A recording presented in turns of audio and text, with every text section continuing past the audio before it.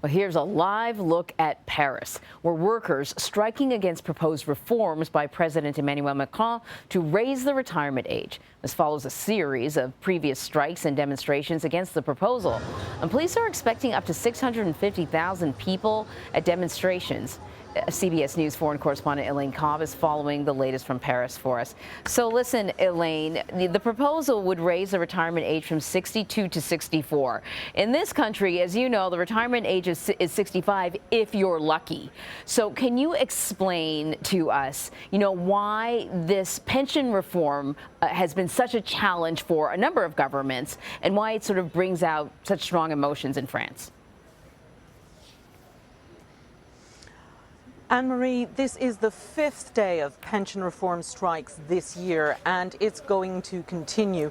The French are very keen on the work-life balance, and they are resisting anything that is making them work longer in order to retire. And this is something that we've seen even when they brought in the 35-hour week, when the French said, yes, we will take a pay freeze in order to have more time with our families.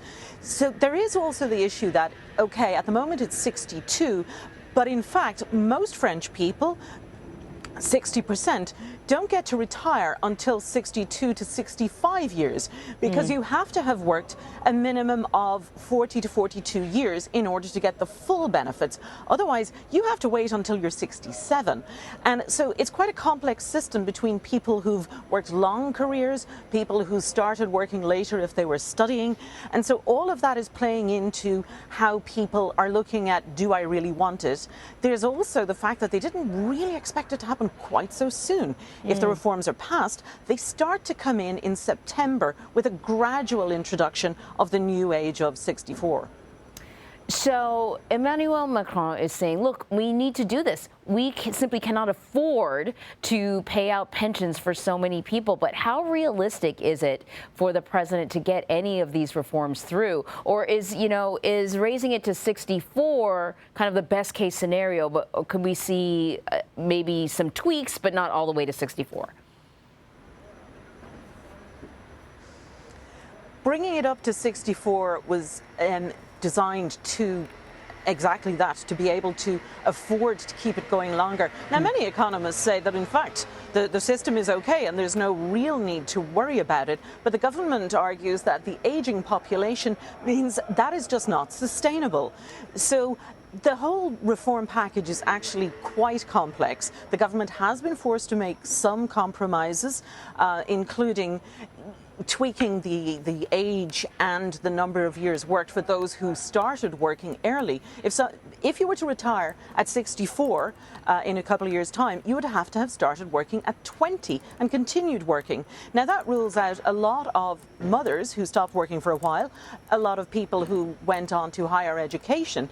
And so there's a feeling that it just wasn't entirely equitable. And so there's been a lot of opposition, and it's being debated in Parliament at the moment. There were thousands of amendments put forward by the opposition parties. Now, many of those have now been dropped as it goes on and as the government tweaks what the reform package will be. But the Prime Minister has notably said that retirement age, minimum age of 64 will stay, with 67 still being the age at which you get full pension rights if you didn't have the full, what will be 44 years of work. So, I mean, how long could this possibly go on for? We know that in France, they can certainly, continue to take to the streets and demonstrate. I'm thinking about the yellow vest demonstrations that have been going on for years and years and years now. What is the expectation in terms of these protests? Will they intensify in the coming weeks? There have been calls to intensify it in the coming weeks, particularly because the debate in Parliament in the National Assembly, the lower house, is due to end tomorrow, and then it will go on to the Senate. So there are calls for a major mobilisation every Thursday for the next several Thursdays until March 7, which is the date when it's expected to go to a vote in the Senate.